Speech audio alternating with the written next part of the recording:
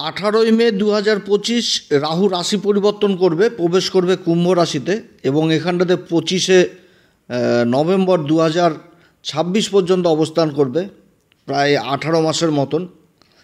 তো রাহু পরিবর্তন করছে যে মুহূর্তে, সেই মুহূর্তে আবার থাকছে পূর্বা ভাদ্রপদ নক্ষত্রে এবং এই নক্ষত্রে 22 নভেম্বর পর্যন্ত থাকবে। তারপরে আবার প্রবেশ করবে শতবিশা নক্ষত্রে, যেটা তার নিজের নক্ষত্র। তো আজকে বিশেষভাবে পূর্বা ভাদ্রপদ নক্ষত্র নিয়ে আলোচনা করব। রাহুর এই অবস্থান, রাহুর কী প্রভাব পড়বে মিথুন রাশির উপর, মিথুন রাশির উপর রাহুর কী প্রভাব পড়তে যাচ্ছে, কোন দিক থেকে মিথুন রাশি লাভবান হবে রাহুর এই পরিবর্তনে, কোন দিক থেকে আবার বিশেষ সাবধানে থাকতে হবে এবং কোন উপাচার এই সময়কালে করলে রাহুর ফলে যথেষ্ট বৃদ্ধি করা যাবে, এই বিষয়ে আজকে তুলে ধরব। তবে অনুষ্ঠানটি শুরু করার আগে সমস্ত দর্শক বন্ধুদের নমস্কার জানাচ্ছি এবং তার সাথে বলবো, যারা বহুদিন ধরে আমাদের এই অ্যাস্ট্রো বাংলা চ্যানেলে প্রোগ্রাম দেখছেন তাদের কাছে বিশেষ অনুরোধ করব, যারা এখনও পর্যন্ত সাবস্ক্রাইব করেননি অবশ্যই সাবস্ক্রাইব করবেন। মিথুন রাশি সম্পর্কিত বহু ভিডিও এই চ্যানেলে আপলোড দেওয়া হবে। যারা জ্যোতিষী সংক্রান্ত বিষয়কে ভালোবাসেন, গুরুত্ব দেন, ইন্টারেস্টেড, তারা আশা করছি ভালো লাগবে তাদের। তো যাই হোক, তবে আমি কোনো রকমভাবে কোনো দর্শক বন্ধুকে বিভ্রান্তের মধ্যে রাখতে চাই না। এটা গ্রহদের গোচরের সম্পর্কে আলোচনা করা হচ্ছে, কারো কোনো রকম ব্যক্তিগত কুষ্টি ধরে আলোচনা নয়। আর রাহুর এই পরিবর্তন আপনারা চন্দ্র রাশি অনুসারেই দেখবেন, গোচর সবসময় রাশি অনুসারেই দেখতে হয়, লগ্ন হিসাবেও দেখতে পারেন কিংবা নাম রাশি অনুসারেও দেখতে পারেন। মিথুন রাশির ক্ষেত্রে যে পরিবর্তন হয়ে গেল বিগত সময়ে এবং দেবগুরু বৃহস্পতির যে পরিবর্তন, রাশির উপর দেবগুরু বৃহস্পতি অবস্থান করছে, তারপর হচ্ছে শনির রাশি পরিবর্তন হলো, শনির তারপরে আবার নক্ষত্র পরিবর্তন হলো, নিজের নক্ষত্র উত্তরা ভাদ্রপদে প্রবেশ এবং কর্মের ঘরে মীন রাশিতে অবস্থান করছে শনি। শনি হচ্ছে মিথুন রাশির ক্ষেত্রে কারক গ্রহ, অষ্টম ঘরের অধিপতি এবং ভাগ্যের ঘরের অধিপতি হয়ে কর্মের ঘরে অবস্থান, তাও আবার নিজের নক্ষত্রে। এটা পরিবর্তন যথেষ্ট ভালো পরিবর্তন মিথুন রাশির ক্ষেত্রে। কিন্তু শনির যে পরিবর্তন এবং যে নক্ষত্রে অবস্থান, এই নক্ষত্র নিয়ে তো তুলে ধরেছিলাম এর আগের ভিডিওতে, যে এটা কিন্তু একটা হিসাবের ব্যাপার আসছে, অর্থাৎ কর্মক্ষেত্রে হিসাব জিনিসটা মেনটেন করতে হবে, হিসাব করেই চলতে হবে। এবং রাশির উপর দেবগুরু বৃহস্পতির অবস্থান, দেবগুরু বৃহস্পতি যে মুহূর্তে রাশি পরিবর্তন করে এই রাশির উপরই অবস্থান করছে মিথুন রাশিতে, সেই সময় থেকে কিন্তু ওই মৃগশিরা নক্ষত্রেই থাকছে, যেটা হচ্ছে মঙ্গলদেবের নক্ষত্র। মৃগশিরা নক্ষত্র সম্পর্কেও বলেছিলাম যে গতি পাবে প্রচণ্ড, কর্মক্ষেত্রের একটা বিশেষ গতি থাকবে। হরিণ এই নক্ষত্রের যার সিম্বল আর কি জ্যোতিষশাস্ত্র মতে, তো গতি থাকবে, অ্যাডভান্স জিনিসটা বুঝতে পারবে এবং আকর্ষণের পাত্রও হবে এবং তার সাথে বিশ্বাসঘাতকতাও হবে। এই জিনিসটাও তুলে ধরেছিলাম, কারণ হরিণ সচরাচর কাউকে বিশ্বাস করে না। এবার রাহুর পরিবর্তন হচ্ছে, রাহু কর্মের ঘর থেকে চলে আসলো ভাগ্যের ঘরে এবং তার সাথে কেতুরও পরিবর্তন হচ্ছে। তো কেতুর পরিবর্তন নিয়ে আজকে আলোচনা করব না। তো রাহুর যে পরিবর্তন হচ্ছে সেটা হচ্ছে কি ভাগ্যের ঘরে, এবং রাহুর পরিবর্তন কুম্ভ রাশিতে হচ্ছে, আর কুম্ভ রাশিতে রাহু যথেষ্ট ভালো ফলই দেয়।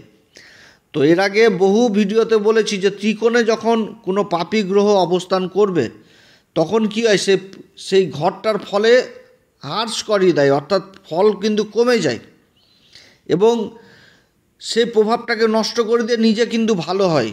অর্থাৎ রাহু কিন্তু যথেষ্ট ভালো হবে, তবে রাহু একটি পাপী গ্রহ, যতই ভালো হোক কিছু না কিছু তো পাপ প্রভাব থাকবে, একটা মূল প্রভাব তো থাকেই। তো পাপ প্রভাব অবশ্যই থাকবে, কিন্তু লাভও দিবে জবরদস্ত এই সময়কালে মিথুন রাশিকে। তো মিথুন রাশির ক্ষেত্রে ভাগ্যের ঘরে রাহুর অবস্থান যথেষ্ট ভালো হতে যাচ্ছে, অর্থাৎ এই ঘরটাকে প্রভাবিত করবে বিশেষভাবে। কিন্তু রাহু এই ঘরে আবার প্যাচে পড়েছে, সাংঘাতিক প্যাচে পড়ে গেছে রাহু এই ভাগ্যের ঘরে এসে। কারণ এই ভাগ্যের ঘরটা যদি অন্য কোনো ঘর হতো তাহলে কিন্তু অন্যরকম ফল একটা আসতো, যে ঘরটাকে প্রভাবিত করতো, ঘরের ফলে কম করে দিত, নিজে শুভ হয়ে যেত। ভাগ্যের ঘরে অবস্থান করছে ত্রিকোণে, তাহলে নিজে শুভ হবে, ঘরটাকে খারাপ করবে এবং যে ঘরের কারকত্ব বা যে সমস্ত কারকত্ব রাখবে সেই সমস্ত কারকত্ব বৃদ্ধি করে দিবে। এবার রাহু তো হচ্ছে কি একটি ছায়াগ্রহ, অবস্থান করছে ভাগ্যের ঘরে, সেটা আবার হচ্ছে কি শনির রাশি কুম্ভ রাশি।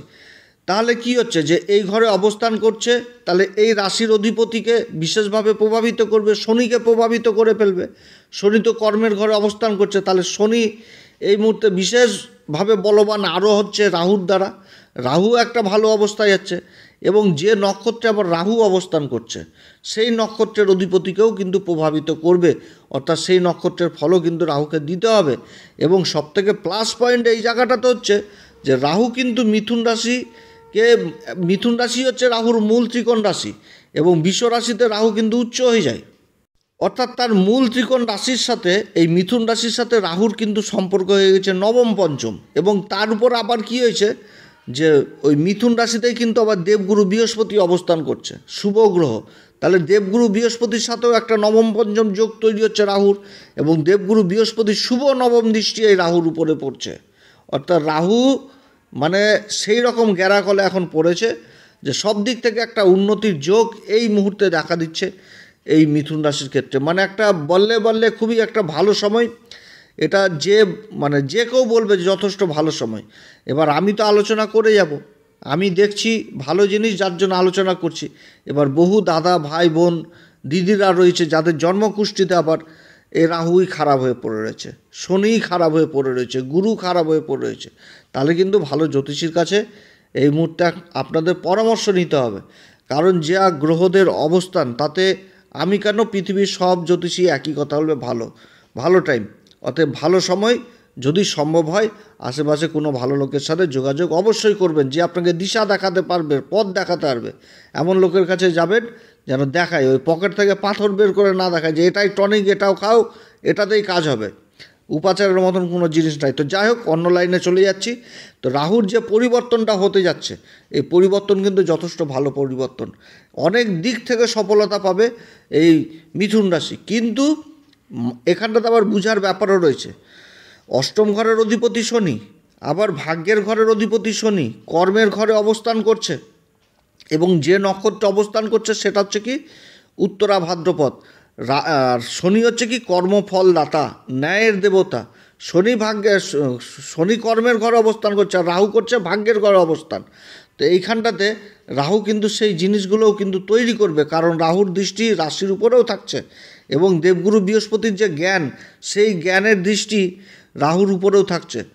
দেবগুরু বৃহস্পতির যে নবম দৃষ্টি রাহুর উপরে পড়ছে, এই দৃষ্টিটার কিন্তু বিশাল গুরুত্ব রয়েছে। নবম দৃষ্টি, দেবগুরু বৃহস্পতির নবম দৃষ্টির একটা বিশেষ ফল থাকে। এবার রাহুর উপর পড়ছে, আর রাহু কি, রাহু হচ্ছে ভ্রম তৈরি করবে, অ্যাম্বিশন জিনিস দিবে, আকস্মিক জিনিসটা দিবে, একটুতেই চিড়চিড়াপন, অধৈর্য হয়ে যাওয়া, একটুতেই চট করে মাথা গরম। তো এগুলোর দিক থেকে যেগুলো খারাপ গুণগুলো, সেগুলো খারাপ গুণগুলো দেবগুরু বৃহস্পতির দৃষ্টিতে কাটবে, কিন্তু পাপ প্রভাব কিছুটা হলেও থাকবে। তো কোন দিকে খারাপ থাকবে সেটাও তুলব। তো দেবগুরু বৃহস্পতির জ্ঞান চলে আসলো রাহুর উপরে পড়লো, রাহুর মতন একটা অ্যাম্বিশন। রাহু কিন্তু কলিযুগের সেরাই হচ্ছে রাহু, যার রাহু ভালো থাকে তো সেই জাতক কিংবা জাতিকা অনেক উঁচু লেভেলে চলে যায়। রাহু কিন্তু এমন একটি ছায়াগ্রহ, এ মানে কাউকে ভিখারি থেকে রাজাও করে দেয়, আবার রাজা থেকে ভিখারিও করে দেয়, এরকম সাংঘাতিক গ্রহ।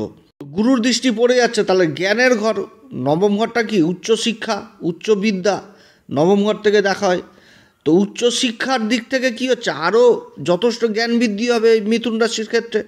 এবং শনি তো কর্মের ঘরে বসে রয়েছে, তাহলে কি হবে যে অত্যধিক জ্ঞানের দরুন রাহু কিন্তু আবার সেই খারাপ জিনিসটা, যেটা বললাম যে খারাপ গুণটা কি, খারাপ গুণটা এটাই যে রাহু কিন্তু আবার বেআইনি পথও ধরাবে। কিন্তু এই বেআইনির পথ, শর্টকাট পদ্ধতি, এইগুলো জিনিস করলে মিথুন রাশির কিন্তু আবার সেই খারাপ ফলটাই পাবে, কারণ কর্মের ঘরে স্বয়ং শনিদেব বসে রয়েছে, কর্মফলদাতা। ভাগ্যের ঘরের অধিপতি শনি কিন্তু কর্মের ঘরে অবস্থান করছে। শনি কিন্তু হচ্ছে ন্যায়ের দেবতা, কর্মফলদাতা। অতএব এদিক থেকে কিন্তু দূরে সরে থাকতে হবে। এই সময়কালে বহু রকম মানে ভাগ্য 10 কদম এগিয়ে গিয়ে চলবে এই মিথুন রাশির ক্ষেত্রে, বহু রকম যোগাযোগ বৃদ্ধি হবে। তো রাহু যে কোনটাতে অবস্থান করছে সেটাকে বলা হচ্ছে ধর্মত্রিকোণ। তো রাহুর এই অবস্থানে যে কোনটা জাগ্রত হচ্ছে, যে সেটা হচ্ছে কি রাশি এবং পঞ্চম ঘর এবং হচ্ছে নবম ঘর, এই যে ত্রিকোণটা, এই কোণটাকে বলা হচ্ছে ধর্মত্রিকোণ। এবং রাহুর সপ্তম দৃষ্টি পড়ছে সেটা পড়ছে তৃতীয় ঘর, যেটা হচ্ছে সিংহ রাশি। অর্থাৎ এই 4টি ঘর কিন্তু বিশেষভাবে প্রভাবিত হচ্ছে এই রাহুর এই অবস্থাতে। তাহলে রাশির উপর দৃষ্টি থাকছে, রাশিকে বিশেষভাবে প্রভাবিত করবে, রাশিকে বিশেষ স্বপ্ন দেখাবে এই সময় যে এগিয়ে চলো, তোমার এই স্বপ্ন, তোমার এই অ্যাম্বিশন তোমাকে পূরণ করতে হবে। রাহু কিন্তু এই জিনিসটা দিবে। উচ্চ শিক্ষার সাথে যারা জড়িত রয়েছে এই সময়কালে কিন্তু বিশেষভাবে প্রভাবিত হবে তারা, কারণ গুরুর দৃষ্টি পড়ছে। গুরুর দৃষ্টি পড়ছে, বিশেষ করে যারা সফটওয়্যার লাইনে রয়েছেন, যারা কমিউনিকেশন লাইনে রয়েছেন, তাদের জন্য যথেষ্ট ভালো সময় হতে যাচ্ছে। মিথুন রাশির ক্ষেত্রে এই রাহু অবস্থান করছে পূর্বা ভাদ্রপদ নক্ষত্রে, যেটা হচ্ছে দেবগুরু বৃহস্পতির নক্ষত্র। আর দেবগুরু বৃহস্পতি হচ্ছে মিথুন রাশির ক্ষেত্রে কেন্দ্রের দুটি ঘরের অধিপতি, সপ্তম ঘর এবং কর্মের ঘর। আর ওই কর্মের ঘরেই কিন্তু শনি অবস্থান করছে। রাহুকে বলা হয় শনিবৎ রাহু, অর্থাৎ শনির সমান ফল দেয় রাহু। অর্থাৎ শিক্ষার দিক থেকে বিশেষভাবে সফলতা পাবে এই সময়কালে এই মিথুন রাশি। উচ্চ শিক্ষার দিক থেকে যেরকম সফলতা পাবে, সেরকম আবার প্রাথমিক শিক্ষার দিক থেকেও যথেষ্ট সফলতা পাবে এই সময় মিথুন রাশি। কর্মের দিক থেকেও বিশেষ উন্নতি রয়েছে, যোগাযোগ ব্যবস্থার ব্যাপক উন্নতি হবে, কারণ রাহু থেকে কিন্তু যোগাযোগ জিনিসটাকে দেখা হয়। এবং রাহুর যে সপ্তম দৃষ্টিটা পড়ছে সেটা হচ্ছে 3 নম্বর ঘর, যোগাযোগের ঘর, সামাজিক পরিচিতির ঘর। এ সময়কালে সামাজিক পরিচিতি যথেষ্ট বৃদ্ধি পাবে। 3 নম্বর ঘর হচ্ছে কি, কাগজপত্রের ঘর। তাহলে এই সময়কালে শনি অবস্থান করছে কর্মের ঘরে, শনি বুঝাচ্ছে যে হিসাব করে চলো। আর রাহুর সপ্তম দৃষ্টি যে পড়ছে কাগজপত্রের ঘরে, তাহলে কাগজপত্র মেনটেন করে চলো। অর্থাৎ এই সময়কালে কর্মক্ষেত্রে তোমাকে কাগজপত্র অবশ্যই মেনটেন করতে হবে, এবং এই সময়কালে কর্মক্ষেত্রে চুক্তি হওয়ারও প্রবল সম্ভাবনা থাকছে। কর্মক্ষেত্রে একটা স্থিরতা আসবে, কর্মক্ষেত্রে একটা বড় চুক্তি হবে, এই সমস্ত জিনিসগুলো হবে। আবার কি, রাহু কিন্তু যেরকম ভালো প্রভাব দিবে সেরকম খারাপ প্রভাব দিবে, যেহেতু পাপী গ্রহ, কিছু না কিছু পাপ প্রভাব থাকে। তো রাহুর কি পাপ প্রভাবটা হবে, যেরকম ধোকাদারি শিখাবে, আবার কোথাও থেকে আবার ধোকাও পেয়ে যাবে। তো এই জিনিসটাও কিন্তু আসবে, এবং এটা কিন্তু বেশি থাকবে এই কারণে যে দেবগুরু বৃহস্পতি রাশির উপর যে নক্ষত্রটাতে অবস্থান করছে সেটা হচ্ছে কি মৃগশিরা নক্ষত্র। মৃগশিরা নক্ষত্রে কিন্তু ধোকাদারি জিনিসটা চলে আসে, সেটা নিজের লোক হোক বা বাইরের লোক হোক। অতএব তোমাকে সেই জায়গাটা মেনটেন করতে হবে, মানে কাগজপত্র তোমাকে মেনটেন করেই চলতে হবে। এবং এই সময়কালে কোনোভাবে কারোর অথরাইজ জিনিসটা নেওয়া যাবে না। অথরাইজ নিতে গেলা কি ফাঁসলা, যে কারোর দায়িত্ব নিয়ে নিলাম, ঠিক আছে আমি ওনার দায়িত্ব নিয়ে নিলাম, বিশেষ করে টাকা পয়সার ব্যাপারে, তাহলে কিন্তু একেবারে ফেঁসে যাওয়ার মতন হয়ে যাবে, কারণ রাহু কিন্তু এই জিনিসগুলো করাবে। আবার রাহু এই যে নবম ঘরে অবস্থান করছে, নবম ঘর থেকে পিতার সাথে সম্পর্ক জিনিসটা বুঝাচ্ছে। অতএব পিতার দিকে এই জায়গাটাও কিন্তু যেরকম 50-50, যে ভালো থাকবে আবার খারাপও থাকবে। যেহেতু দেবগুরু বৃহস্পতির দৃষ্টি পড়ছে, তাহলে পিতার উন্নতি হবে, আবার রাহুর পাপ প্রভাবে পিতার সাথে আবার মাঝে মধ্যে খোটাখুটিও লাগবে, এই জিনিসগুলোও কিন্তু হবে। এবং দূরযাত্রা জিনিসটাকে বুঝাচ্ছে, দূরযাত্রা এই সময়কালে কর্মক্ষেত্রে দূরযাত্রা হবে। যারা ট্যুর অ্যান্ড ট্রাভেলিংয়ের কাজের সাথে যুক্ত রয়েছেন তাদের জন্য এই রাহুর অবস্থান যথেষ্ট ভালো। যারা বিদেশে যাওয়ার চেষ্টা করছেন তাদের জন্যও যথেষ্ট ভালো। তবে যারা বিদেশে যাবেন তাদেরকেও আবার সতর্ক থাকতে হবে। পরদেশি, যে ওখানটাতে যে কারোর কাছে ঠকে গেলাম, বা কেউ আমাকে কোনো কিছু ছিনতাই করে নিল বা চুরি করে নিল, এদিক থেকেও কিন্তু সাবধানে এই সময় থাকতে হবে, কারণ রাহু যেরকম ভালো জিনিসটাও দিবে আবার খারাপ জিনিসটাও কিন্তু এই সময় তুলে ধরবে। দেবগুরু বৃহস্পতির দৃষ্টি পড়ছে এই ভাগ্যের ঘরে, দেবগুরু বৃহস্পতির এই ভাগ্যের ঘরে দৃষ্টি পড়ার দরুন এবং শনির কর্মের ঘরে অবস্থানের জন্য এই সময়কালে ধর্মের প্রতিও বিশেষ রুচি আসবে এই মিথুন রাশির। ধার্মিক কথা, ধর্মের পথে চলা, ধর্মকে রক্ষা করা এবং ধর্মস্থান ভ্রমণ করা, তীর্থস্থান ভ্রমণ করা, এই সমস্ত জিনিসও কিন্তু মিথুন রাশির ক্ষেত্রে উঠছে। এবং রাহুর যে নবম দৃষ্টি, সেই দৃষ্টিটা পড়ছে আবার পঞ্চম ঘর তুলা রাশিতে, যেটা হচ্ছে শিক্ষার ঘর। এবং এই ঘরটাতে আবার দেবগুরু বৃহস্পতিরও দৃষ্টি পড়ছে, অর্থাৎ শিক্ষার দিক থেকে যথেষ্ট উন্নতি হচ্ছে। পিতা মাতারা সন্তানের প্রতি যে দুশ্চিন্তা, সেই দুশ্চিন্তাও এই সময়কালে দূর হবে। সন্তান যে কর্ম করবে সেই কর্মক্ষেত্রে বিশেষ উন্নতির যোগ রয়েছে।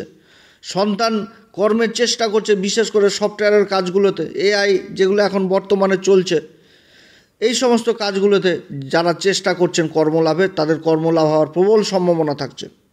এই সময়কালে প্রাথমিক শিক্ষার্থী যেরকমভাবে উন্নতির ভালোর দিকে যাবে, সেরকম আবার কিন্তু উচ্চ শিক্ষার্থীও যাবে। তবে এটা পূর্বা ভাদ্রপদ নক্ষত্রেরই ফল বলছি। এরপরে যখন রাহু শতভিসাতে প্রবেশ করবে সেই 22শে নভেম্বর, তখন অন্যরকম একটি আলোচনা হবে। মোট কথা শতভিসা পূর্বা ভাদ্রপদ নক্ষত্রে যথেষ্ট ভালো ফলই দিবে। দেবগুরু বৃহস্পতির নক্ষত্রে অবস্থান করছে এবং দেবগুরু বৃহস্পতির সাথে নবম পঞ্চম যোগ তৈরি করেছে এই সময়কালে রাহু। এই অবস্থানটা যথেষ্ট ভালো অবস্থান হতে যাচ্ছে এই মিথুন রাশির জন্য। যারা ইম্পোর্ট এক্সপোর্টের কাজের সাথে জড়িত রয়েছেন, যারা বিদেশ সংক্রান্ত কাজের সাথে জড়িত রয়েছেন, তাদের জন্য সময় যথেষ্ট ভালো হতে যাচ্ছে। রাহু এই নবম ঘরে অবস্থান যথেষ্ট স্বপ্ন দেখাবে, অ্যাম্বিশন দেখাবে, নতুন নতুন জিনিস তৈরি, মানে নতুন নতুন আইডিয়া মনের মধ্যে নিয়ে আসবে, কিন্তু সেগুলোকে সাকার করতে হবে এই মিথুন রাশিকে। যখন কেউ স্বপ্ন দেখে কোনো কাজ করার জন্য, সেই স্বপ্নকে সত্যি করতে গেলে রাতের ঘুমও কিন্তু হারাম হয়ে যায়। এরকম পরিস্থিতি তৈরি হবে এই মিথুন রাশির ক্ষেত্রে, কারণ কর্মের ঘরে কিন্তু শনি অবস্থান করছে। কর্ম করতে হবে, স্বপ্ন দেখা, কর্ম করেই সাকসেস হতে হবে জীবনে, এটাই কিন্তু বুঝাচ্ছে এই মিথুন রাশির ক্ষেত্রে এই গ্রহগুলি। যে রাশির উপর দেবগুরু বৃহস্পতির অবস্থান, কর্মের ঘরে শনির অবস্থান এবং ভাগ্যের ঘরে রাহুর অবস্থান, খুবই একটা ভালো পজিশন হতে যাচ্ছে এই মিথুন রাশির এই সময়কাল। এই সময়কালে কোন উপাচার করবে মিথুন রাশি? প্রত্যেকদিন হনুমান চল্লিশা, বজরং বাণ, শ্রীরাম সীতার প্রণাম মন্ত্র সহকারে পাঠ করবেন এবং মাঝে মধ্যে বজরংবালির মন্দিরে গিয়ে জটাওয়ালা নারকেল দান করবেন, এতে রাহু যথেষ্ট ভালো ফল দিবে। এছাড়া মা ভগবতী মায়ের আরাধনা করবেন, প্রতি শুক্রবার করে মা ভগবতী মাকে লাল পুষ্প অর্পণ করবেন। রাহুর বিপরীতে কেতু অবস্থান করে। কেতু হচ্ছে সর্বাধিক শুভ গ্রহ। কেতুই কিন্তু রাহুর ব্যালেন্সকে ঠিক রাখে, অর্থাৎ রাহুকে ঠিক করতে গেলে আবার কেতুকে ঠিক করতে হবে। আবার কেতু যদি খারাপ থাকলে তাহলে কেতুকে ঠিক করতে হলে আবার গুরুকে ঠিক করতে হবে। অতএব গুরুর যারা দীক্ষা নেননি তারা জীবনে অবশ্যই গুরুর দীক্ষা নেবেন। রাশির উপর গুরু অবস্থান করছে, গুরুর জ্ঞানের আলোতে রাহুর সেই ভ্রম কেটে যাবে, রাহুর সেই অন্ধকার ছায়া, সেই ছায়াটা কেটে যাবে। অতএব যারা গুরুর দীক্ষা নেননি তারা অবশ্যই গুরুর দীক্ষা নেবেন এবং মন্দিরে পূজারী, ব্রাহ্মণ পূজারীর পা ছুঁয়ে আশীর্বাদ নেবেন। প্রয়োজনে তাদেরকে কিছু দান দক্ষিণা করবেন এবং তার সাথে বিশেষ করে যদি এই সময়কালে 2 রঙা আসন দান করতে পারেন, যেটা পশমের, সেই আসন দান, যে আসনে বসে পূজারী পূজা করে, এতেও কিন্তু যথেষ্ট ভালো ফল রাহু দিবে। তো যাই হোক, অনেক কথাই আলোচনা করলাম এই মিথুন রাশি সম্পর্কে। যদি এই আলোচনা সত্যিই ভালো লাগে তাহলে নিজের ভেবে এই অ্যাস্ট্রো এসএম বাংলা চ্যানেলকে অবশ্যই সাবস্ক্রাইব করবেন। আগামী দিনে বহু ভিডিও পাবেন এই মিথুন রাশি সম্পর্কে। সাবস্ক্রাইবটা এই কারণেই করতে বলছি যে ইউটিউবের দুনিয়া, আমার মতন বহু জ্যোতিষী আপনাদের সামনে নিজের মতামত তুলে ধরবে। আমার কথাই যে সবার ভালো লাগবে সেটা না, আমার কথা নাও ভালো লাগতে পারে, কিন্তু আমাদের চ্যানেলে সবসময় নক্ষত্রকে নিয়েই আলোচনা করা হয় বেশিরভাগ সময়। হয়তো এমন সময় এমন কোনো একটা নক্ষত্রকে নিয়ে জানতে চাচ্ছেন, সেটা হয়তো আমার চ্যানেলের মাধ্যমেই আপনারা পেয়ে গেলেন। তো যাই হোক, অদূর ভবিষ্যতে যদি কাজে লাগি এই মনোভাবে আপনারা অবশ্যই সাবস্ক্রাইব করবেন। আপনারা সবাই ভালো থাকেন, ঈশ্বর আপনাদের সবার মঙ্গল করুক। এরপরে আবার আসবে একটি নতুন পর্ব নিয়ে। নমস্কার, ধন্যবাদ।